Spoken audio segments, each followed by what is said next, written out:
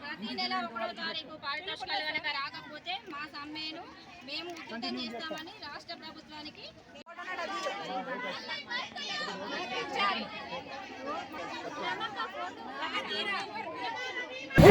ఈరోజు జగిత్యాల జిల్లా collector office ముందు మా ఆశా వర్కర్స్ అందరం CI2 ఆధ్వర్యంలో మేము మహాధర్నా నిర్వహించాము.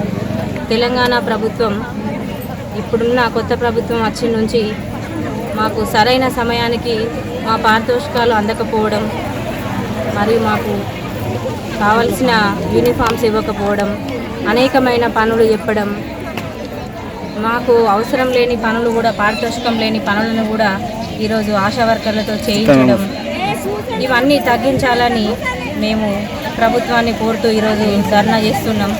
ANC గర్భవతులు ప్రతి నెల ఉండాలని మాకు ఒక టార్గెట్ పెట్టారు.